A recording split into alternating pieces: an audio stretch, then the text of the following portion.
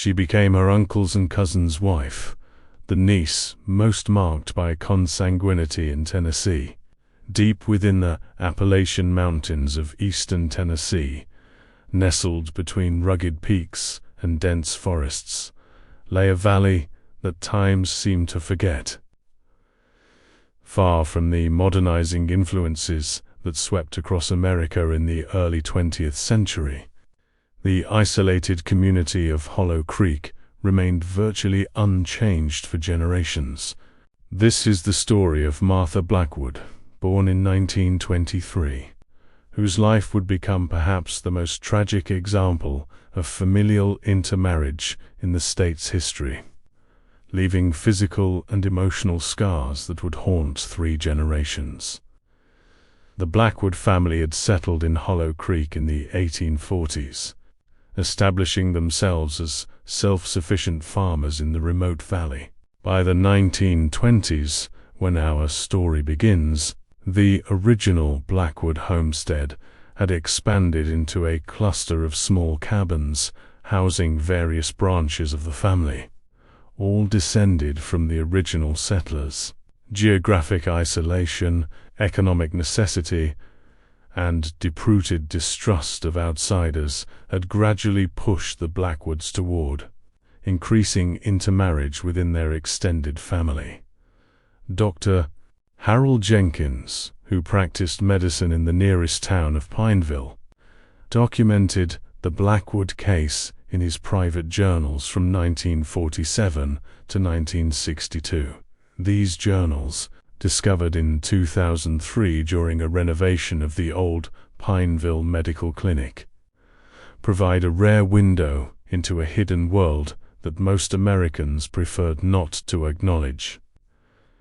I first encountered the Blackwood family when Elijah Blackwood brought his wife to my clinic with complications from her 4th pregnancy, wrote Dr.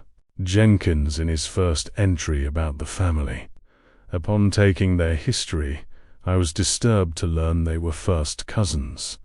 What I did not realize at that time was that this represented merely the surface of a far more complex family structure that had developed over decades of isolation. The valley itself seemed designed for seclusion, surrounded by steep mountains with only a narrow, treacherous path connecting it to the nearest town. Hollow Creek experienced minimal contact with the outside world. During winter months, heavy snows would completely cut off access, sometimes for weeks at a time. The community developed its own social norms, gradually drifting away from mainstream society's prohibitions against intermarriage between relatives. Economic hardship during the Great Depression further tightened the isolation. While many rural communities saw young men leave to find work elsewhere, the Blackwoods turned inward, relying on family bonds and intermarriage to preserve their land holdings and ensure survival. Martha was born to siblings Sarah and Thomas Blackwood. Sarah had experienced complications during childbirth, and Dr. Jenkins' records indicate Martha was born with a cleft palate and slight deformities of her hands, early signs of the genetic consequences that would mark her life. Despite these challenges, Martha was described by those who knew her as a child with a sweet disposition and remarkable resilience. The family kept to themselves, growing their own food, making their own clothes, and developing their own traditions. They rarely ventured into Pineville, sending only one representative, usually the family patriarch, to purchase essential supplies a few times a year. This isolation was not merely physical, but ideological. The Blackwoods developed their own interpretations of religion and morality that increasingly diverged from mainstream society. Dr. Jenkins noted, "The Blackwoods have constructed an entire worldview that justifies their practices. They refer to themselves as pure blood and believe that keeping marriages within the family preserves what they call their special blessing. They view outsiders with suspicion, believing them to be morally corrupt and spiritually deficient. Martha's early childhood was spent in this environment of isolation and alternate morality. By age 6, she displayed developmental delays, struggling with speech and fine motor skills. Her mother Sarah died when Martha was 8, leaving her in the care of her father Thomas and the extended Blackwood clan. During this period, Josiah Blackwood, Thomas's brother, emerged as the family patriarch. Older than Thomas by 12 years, Josiah exerted significant influence over family decisions. He had 3 sons from his marriage to his own cousin, with his eldest son Ezekiel being 10 years older than Martha. The economic devastation of the 1930s hit rural Tennessee particularly hard. While government programs attempted to alleviate rural poverty, the Blackwoods' extreme isolation meant they received little assistance. They survived through subsistence farming and occasionally selling handcrafted items when they made their rare trips into town. Dr. Jenkins' records indicate that Martha's fate was effectively sealed during these years. As she approached adolescence, discussions within the family determined that she would become Josiah's second wife, following the death of his first wife from tuberculosis in 1938. Martha was just 15 years old when this arrangement was formalized in a family ceremony that bore no legal recognition outside. Hollow Creek. The consequences of generations of intermarriage were increasingly evident in the younger Blackwoods. Martha's cousins and half-siblings displayed various developmental issues, from learning difficulties to more severe physical manifestations. Yet without outside intervention, these patterns continued, reinforced by isolation and family tradition. Check if you're already subscribed to this channel. The stories we share shed light on hidden historical truths that shaped communities across America's, stories deliberately erased from mainstream history books, but that explain so much about our present. By 1940, at age 17, Martha had become fully integrated into her role as Josiah's wife. Neighbors in Pineville who occasionally encountered the Blackwoods described Martha as appearing significantly older than her years, her body already bearing the marks of hard physical labor and genetic challenges. Dr. Jenkins' notes from this period indicate that Martha had developed a pronounced curvature of the spine and walked with a noticeable limp. The arrangement between Martha and her uncle Josiah represented only the beginning of the young woman's tragic circumstances. Josiah, then in his mid-40s, maintained tight control over the family's affairs, determining work assignments, resource distribution, and family relationships. Under his direction, the Blackwood property remained essentially a closed system, with minimal interaction with the outside world. World War II brought changes to rural Tennessee, but the effects barely reached Hollow Creek. While many communities saw young men drafted into military service, the Blackwoods managed to avoid conscription through a combination of medical exemptions. The genetic consequences of intermarriage provided legitimate grounds for exclusion, and their extreme isolation, which sometimes meant official notices, never reached them. Martha's first pregnancy occurred in 1941, resulting in a stillbirth that Dr. Jenkins was called to attend. His journal entry from this period reveals both clinical observation and personal distress. The infant displayed severe developmental abnormalities incompatible with life. When I attempted to discuss the likely causes with the family, suggesting that their marital practices were contributing to these outcomes, I was met with hostility and near violence. Josiah informed me that I would no longer be welcome at their homestead, and that they would manage future births themselves. Despite this declaration, circumstances would eventually force the Blackwoods to seek medical assistance again. Martha experienced 2 more pregnancies between 1942 and 1944, both resulting in infants with significant abnormalities who did not survive beyond a few months. These losses further isolated Martha within the family structure, as her perceived failure to produce healthy offspring diminished her status. It was during this period that the second phase of Martha's tragic story began to unfold.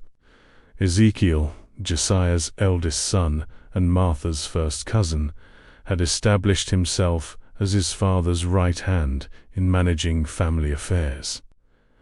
As Josiah aged and his health began to decline, Ezekiel assumed increasing authority. By 1946, when Martha was 23, Josiah's health had deteriorated significantly, and Ezekiel began to position himself as Martha's future husband. The practice of a son inheriting his father's wife was not unprecedented within the Blackwood family system. It had occurred in previous generations, justified through their particular interpretation of ancient biblical passages and reinforced by pragmatic considerations of property and family continuity. Martha, having been raised within this isolated moral framework, appears to have accepted this arrangement as inevitable. Dr. Jenkins' records include a rare interview with Martha during a visit to his clinic in 1947, when she sought treatment for chronic respiratory issues. The patient speaks very little, keeping her eyes downcast throughout our interaction. When questioned about her living situation, she responded, "I belong to the family, first to the father, now to the son. That's our way." When I inquired if she wished for something different, she appeared genuinely confused by the question, as if alternative possibilities had never been presented to her. This period coincided with increased attention to rural poverty and health issues in post-war America. Public health initiatives were expanding into previously underserved areas, and in 1948, a county health survey included a visit to Hollow Creek.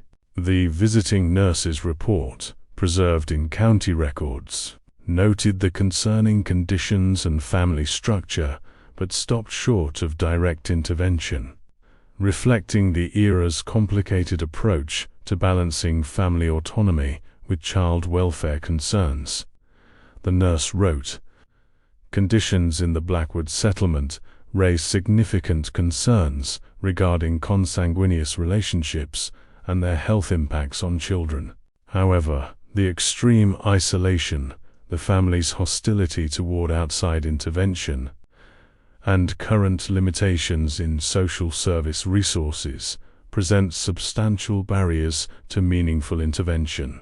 Josiah died in the winter of 1949, and by spring, Martha had been formally transferred to Ezekiel in another family ceremony. She was 26, he was 36, and they were first cousins once removed, as well as stepson and stepmother. The genetic implications of this relationship, layered upon generations of intermarriage, would soon become tragically apparent. Martha's first pregnancy with Ezekiel in 1950 produced a daughter, Ruth, who displayed severe developmental abnormalities, including intellectual disability and physical deformities. Unlike Martha's previous children, Ruth survived infancy, becoming a living testament to the consequences of the family's practices. Dr. Jenkins eventually saw Ruth at age 3, when a respiratory infection forced the family to seek medical care. His notes describe a child with pronounced facial asymmetry, malformed lower limbs preventing normal walking, and apparent significant cognitive impairment. He also observed that despite these challenges, there appeared to be a strong bond between Martha and her daughter. The birth of Ruth marked a subtle but important shift in Martha. Dr. Jenkins noted that for the first time, Martha asked questions about her daughter's condition and appeared to draw connections between family relationships and Ruth's challenges. This awakening of awareness, however slight, represented the first crack in the isolated worldview that had shaped Martha's existence. By 1953, the isolated world of Hollow Creek was showing signs of unavoidable change. The post-war economic boom was gradually reaching even the most remote parts of rural America. New roads were being constructed, electrification projects were expanding, and increased mobility was bringing outside influences closer to formerly isolated communities. For the Blackwoods, these changes brought both opportunities and threats.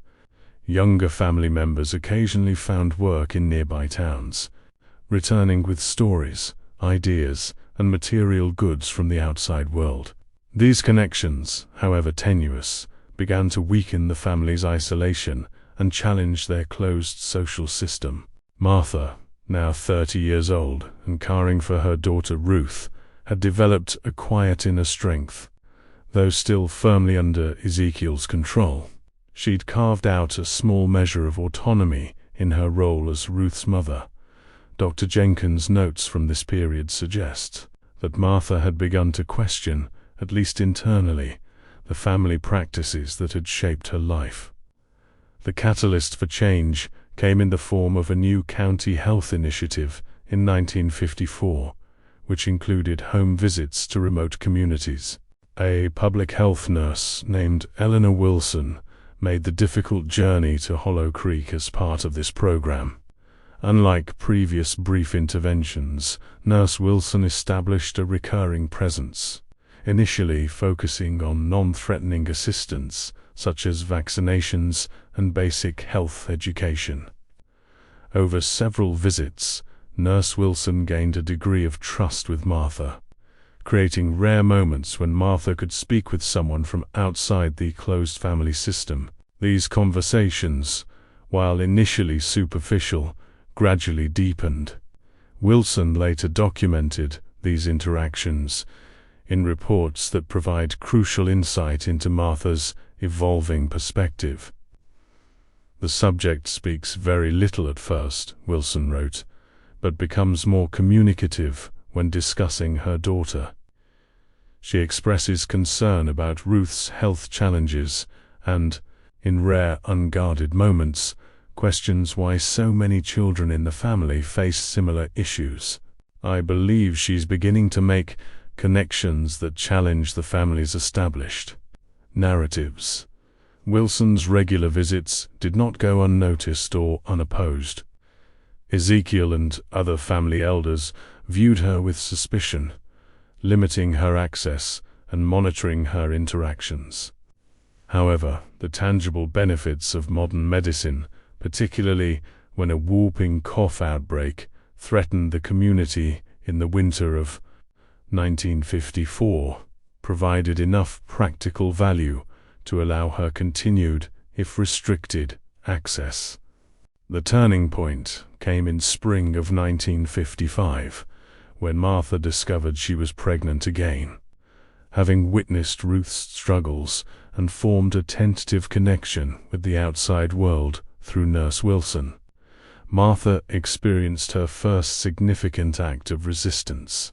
She secretly arranged to visit Dr. Jenkins' clinic in Pineville. This visit, documented in detail in Jenkins' journal, represented a profound risk for Martha. She had convinced a younger cousin who occasionally worked in town to drive her to Pineville under the pretense of purchasing supplies.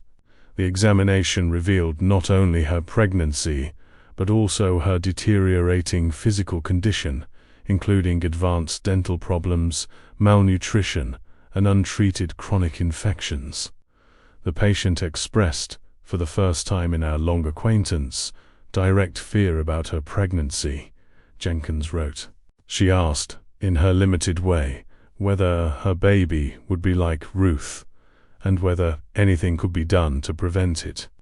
When I explained that the close family relationships were the primary factor, she nodded, as if confirming something long suspected. The most remarkable moment came when Martha asked if there was somewhere she and Ruth could go, away from Hollow Creek. This question, the first time she had ever contemplated escape, marked a fundamental shift in Martha's understanding of her situation. Jenkins, recognizing the significance of this request, contacted Nurse Wilson, and together they began to explore options for Martha and Ruth. Their planning was conducted with extreme caution. Both professionals understood the potential danger Martha faced if her intentions were discovered. They identified a Presbyterian mission home in Knoxville that might provide temporary shelter, and Jenkins began arranging potential medical care for both Martha and Ruth. If you've ever witnessed someone finally realize they deserve better, no matter how much time has passed, type "break free" in the comments. Your words strengthen those still finding their courage today. However, their careful planning collapsed when Martha returned to Hollow Creek. Whether through carelessness or betrayal, Ezekiel learned of her clinic visit and the conversations that had taken place. His reaction was swift and severe. Martha was physically punished, confined to her cabin, and cut off from any potential outside contact. Nurse Wilson, attempting a scheduled visit, was met with armed resistance and explicit threats. The situation reached a critical point in the summer of 1955. Martha, now showing visible signs of pregnancy and still bearing marks of physical mistreatment, managed to send a message to Nurse Wilson through the young cousin who had driven her to Pineville. The note, preserved in Wilson's records, contained just 4 words: "Please help. Very afraid." Wilson and Jenkins faced a difficult decision. They had no legal authority to intervene directly in what was, by the standards of 1950s rural America, largely considered a private family matter. However, they also recognized the very real danger Martha faced. After a consultation with the county sheriff, they arranged for a welfare check, using concerns about Ruth's condition as the official justification. The confrontation that followed would fundamentally alter the Blackwood family forever. When officials arrived at Hollow Creek, they found the community in disarray. Martha had been moved to a remote hunting cabin deeper in the mountains, while family members presented a united front of denial and resistance. What might have ended as yet another failed intervention took a dramatic turn when the young cousin, who had served as Martha's messenger, came forward, providing specific information about Martha and Ruth's location. The rescue operation that followed revealed conditions that shocked even experienced rural healthcare workers.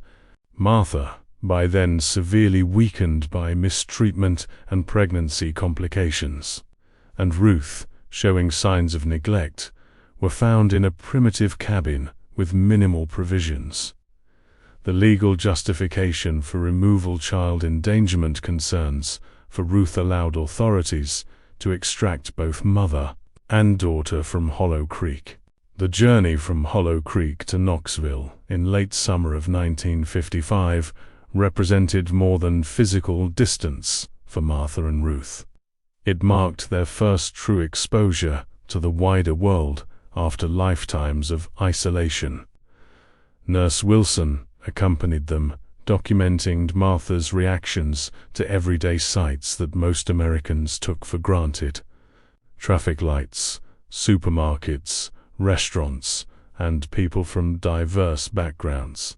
She holds Ruth close, as if afraid the child might disappear in this overwhelming new environment, Wilson wrote. Yet despite her evident anxiety, there's a quality in her expression that suggests wonder rather than fear. When we stopped at a diner for lunch, her first restaurant meal, she studied other families intently, watching how mothers and children, husbands and wives interacted in the outside world. The Presbyterian mission home that received them provided basic but comfortable accommodation, medical care, and, critically, a safe environment free from the threat of the Blackwood family. Dr. Jenkins arranged for specialists from the University of Tennessee Medical Center to examine both Martha and Ruth, resulting in the most comprehensive assessment of their conditions to date.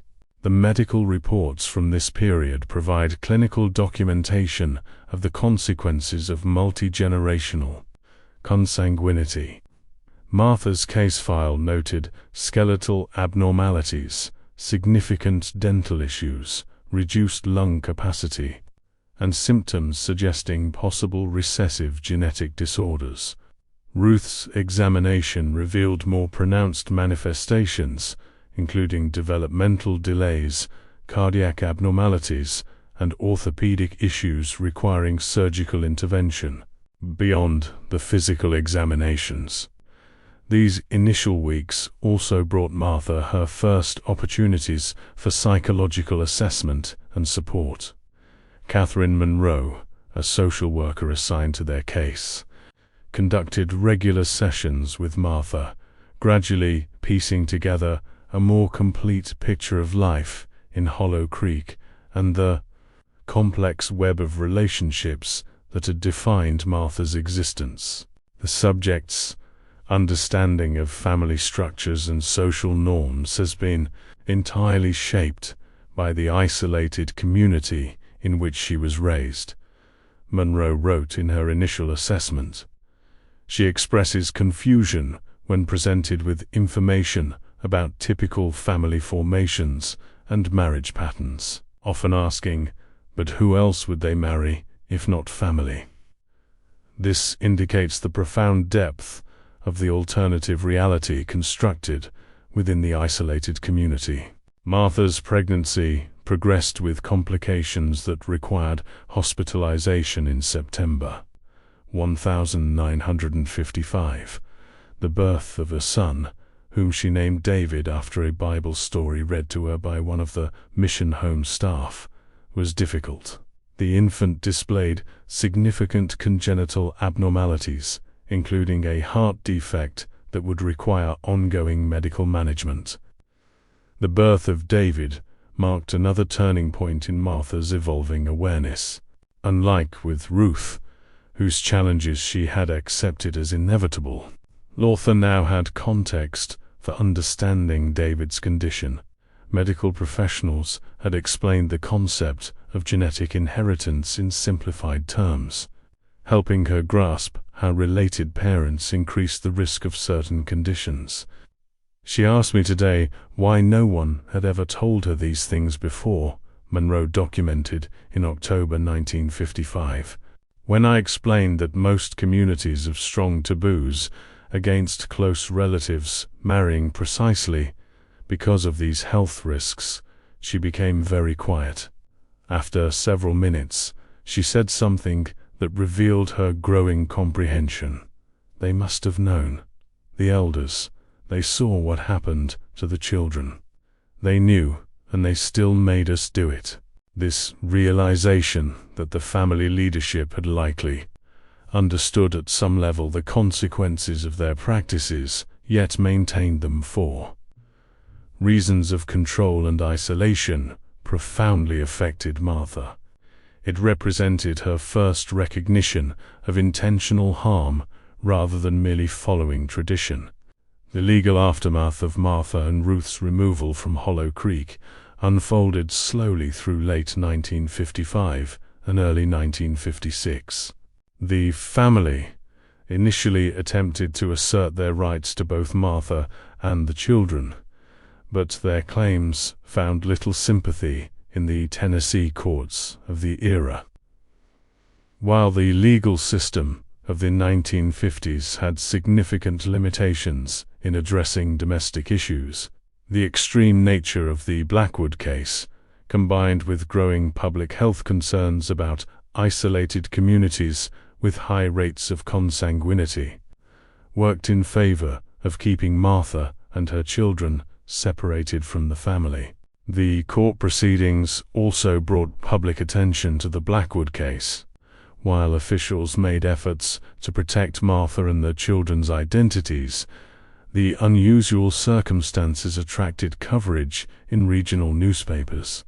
Headlines such as "Mountain Families, Hidden Practices Exposed," and health officials concerned about isolated communities brought unwelcome scrutiny to Hollow Creek. This publicity had significant consequences. By spring of 1956, state health and welfare officials had organized a more comprehensive intervention at Hollow Creek, focusing particularly on the younger generation of Blackwoods. Several children were temporarily removed for medical assessment, and ongoing monitoring was established. Ezekiel and other family elders faced questioning, though the limited legal frameworks of the time meant few formal charges resulted from the investigation. For Martha, now living with both Ruth and infant David at the mission home, this period brought gradual but significant adaptation to outside society. She began basic literacy classes, showing remarkable determination despite her limited prior education. Ruth started receiving specialized therapies and educational interventions that improved her functioning. David, despite his medical challenges, received comprehensive care that gave him better prospects than would have been possible in Hollow Creek. Social worker. Monroe's notes from mid-1956 capture Martha's transformation.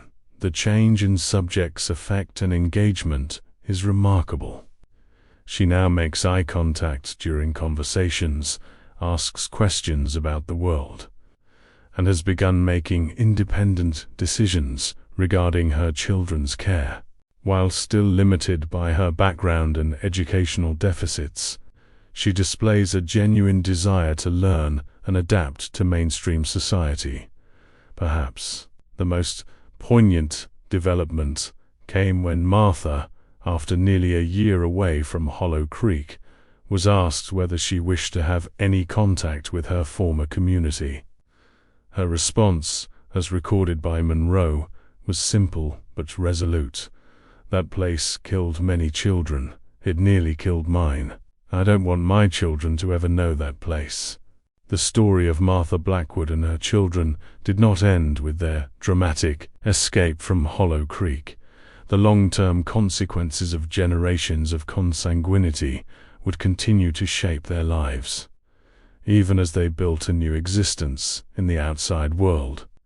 The medical, psychological, and social challenges they faced provide a profound window into the lasting impact of isolated intermarriage practices.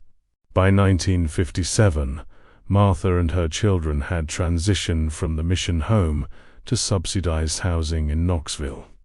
Through a combination of public assistance programs, support from charitable organizations, and Martha's own growing capacity for independent living, they established a modest but stable household. Martha found work as a laundry assistant at a local hospital, a position arranged through social service connections that accommodated her limited education and physical limitations. Ruth, now 7 years old, attended a specialized school program that addressed her developmental challenges. Though she would never achieve typical academic milestones, she made significant progress in communication and self-care skills. David, despite requiring multiple surgeries in his early years to address congenital heart defects, showed stronger cognitive development than his sister, benefiting from early intervention services that became increasingly available in the late 1950s. Dr. Jenkins maintained professional contact with the family, collaborating with Knoxville specialists to document their medical conditions for both treatment purposes and as a case study in genetic inheritance. His records from this period note that, while both children showed clear physical and developmental effects of consanguinity, David's relatively stronger condition likely reflected Martha's improved nutrition and prenatal care during her pregnancy with him, demonstrating how environmental factors interact with genetic predispositions. The Blackwood case attracted attention from medical researchers interested in genetic disorders associated with consanguinity. With Martha's consent, the family participated in several university studies during the late 1950s and early 1960s.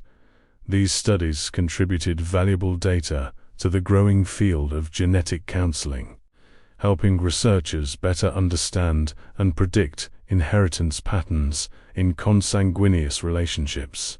In 1962, Martha achieved a significant personal milestone by completing a basic adult education program, earning the equivalent of an 8th grade education. This achievement, while modest by mainstream standards, represented a remarkable journey from complete illiteracy to functional reading and math skills. Her teacher noted, "Mrs. Blackwood displays extraordinary determination, despite significant obstacles, including starting her education in her 30s and managing her children's special needs. She has persisted with remarkable consistency." Social worker Monroe, who maintained contact with the family throughout this period, documented Martha's evolving perspective on her past. Subject now speaks more openly about her experiences in Hollow Creek, having developed language and concepts to process her history. She expresses anger toward the family elders who maintained the system of intermarriage, particularly her uncle, husband, and cousin, husband, but also shows compassion for the women and children caught in the system. She has begun to recognize her own story as part of a larger pattern of isolation and control. The wider Blackwood family in Hollow Creek experienced significant changes following the increased scrutiny that began with Martha's case. By the early 1960s, the previously isolated community had been considerably opened through improved roads, increased public health oversight, and the departure of younger family members seeking opportunities in larger towns. While some intermarriage practices continued among the older generation, county records indicate a marked decrease in consanguineous relationships among Blackwoods born after 1950. In 1965, Ezekiel Blackwood died of respiratory failure, likely exacerbated by years of coal dust exposure from work he had taken in nearby mining operations as the family's traditional farming lifestyle became less sustainable.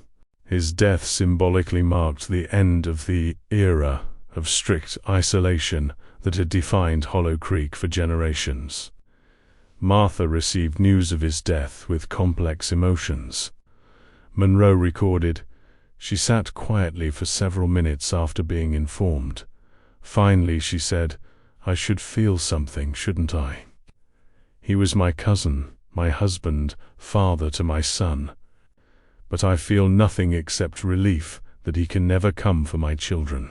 As Ruth and David reached adolescence in the late 1960s, the family faced new challenges. Ruth's intellectual disabilities became more pronounced relative to her peers, limiting her educational progress. David, though cognitively stronger, continued to struggle with health issues related to his congenital heart condition and developed social difficulties as he became more aware of his family's unusual history.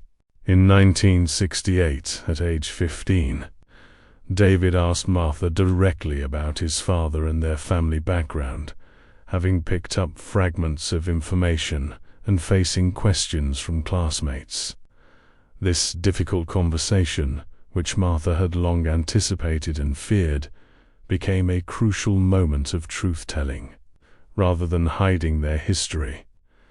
Martha explained in simplified terms the realities of Hollow Creek and the relationships that had produced both David and Ruth. Monroe, who helped Martha prepare for this conversation, noted its impact. The disclosure was painful but necessary. David initially responded with shock and anger, particularly about the identity of his father, but Martha's honesty and evident care for his well-being helped him process the information. This truth-telling, difficult as it was, likely prevented more damaging revelations from outside sources. By 1970, when our documented record of the family concludes, Martha was 47 years old. Despite the physical toll of her early life, she had established a stable existence for herself and her children. Ruth, then 20, participated in a sheltered workshop program, developing vocational skills within her capabilities. David, 15, though still medically fragile, was completing high school with average academic performance and expressed interest in becoming a healthcare worker, inspired by those who had cared for him throughout his life.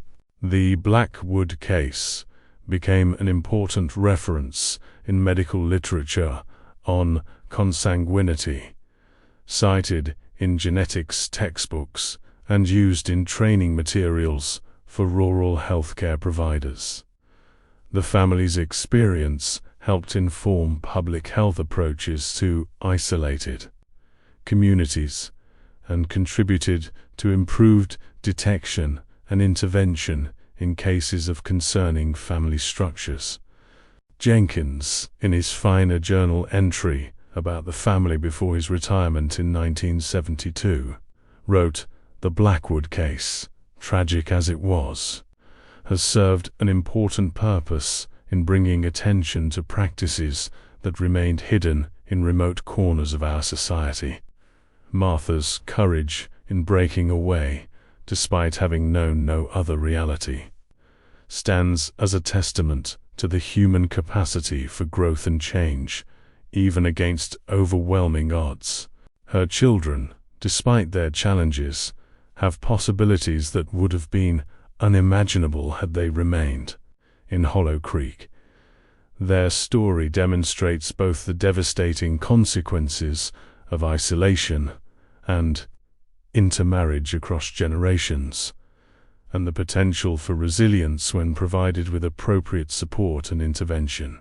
The case of Martha Blackwood and her children reminds us that hidden within America's remote regions, isolated practices continued long after they had been abandoned by mainstream society. The consequences of these practices, genetic, psychological, and social, extended across generations, affecting lives even after the practices themselves ended. Yet within this difficult history, we also find remarkable examples of human resilience, adaptation, and the capacity for new beginnings, even after the most challenging of circumstances. If you've watched this far, it's because you value these hidden historical truths. Leave a comment saying, "I watched until the end," so I can get to know who truly appreciates the stories on this channel. Don't forget to subscribe, like, and share this video with someone who appreciates discovering the untold stories that shaped our society. Together, we're preserving histories that might otherwise be forgotten.